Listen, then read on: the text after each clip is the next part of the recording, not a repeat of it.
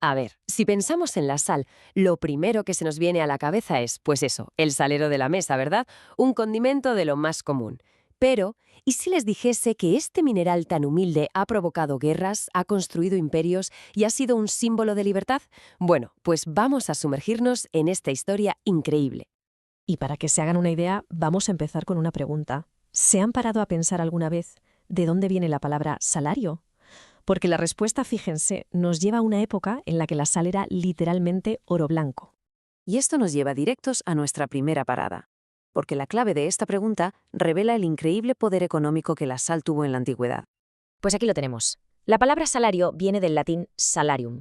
Y es que en el Imperio Romano a los legionarios y a los funcionarios se les pagaba una parte de su sueldo con sal. Así como suena. Era un bien tan valioso y tan útil para el día a día que se usaba como moneda.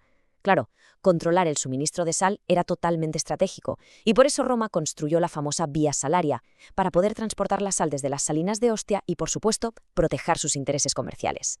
Pero bueno, la sal era mucho más que una simple moneda. Fue de hecho uno de los pilares fundamentales sobre los que se construyeron las civilizaciones.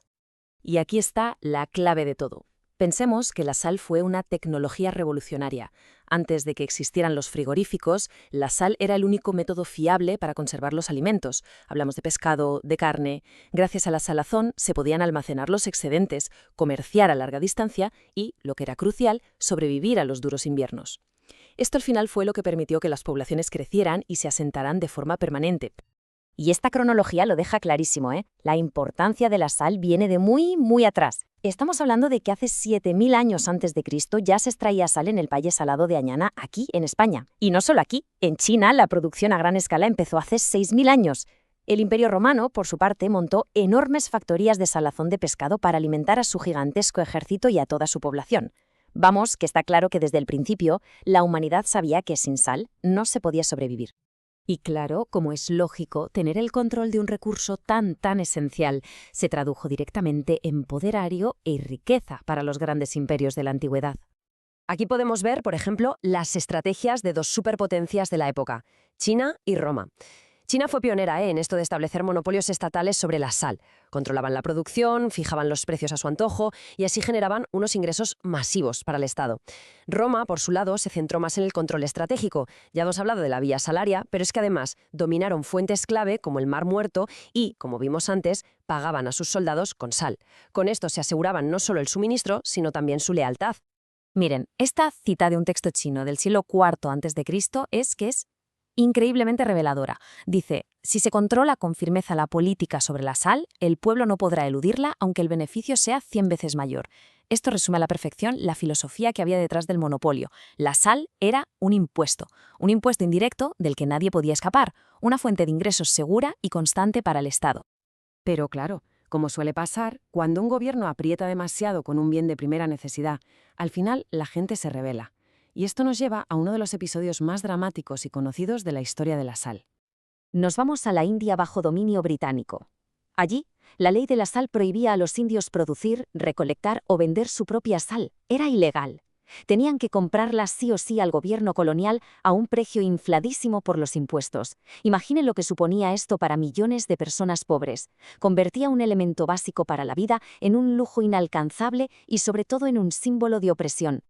Y entonces, en el año 1930, Mahatma Gandhi inició una de las protestas más icónicas de la historia. Empezó una marcha de casi 400 kilómetros hacia el mar, con solo 78 seguidores. Pero, ¿qué pasó?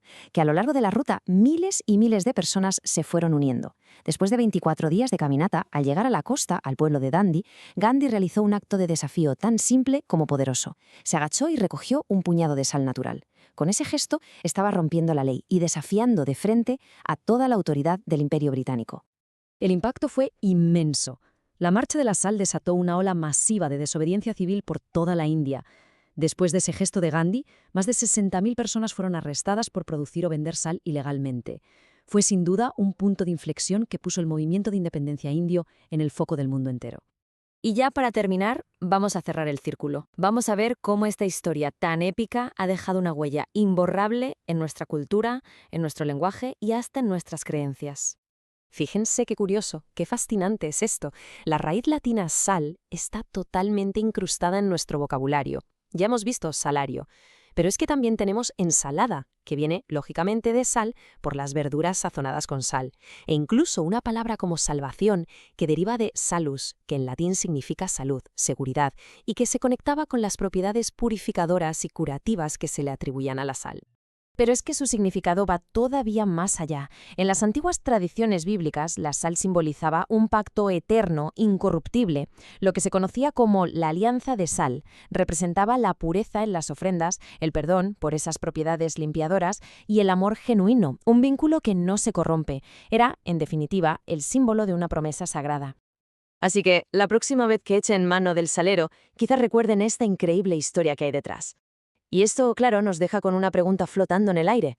¿Qué otras cosas cotidianas que nos rodean tienen una historia oculta que está esperando a ser descubierta?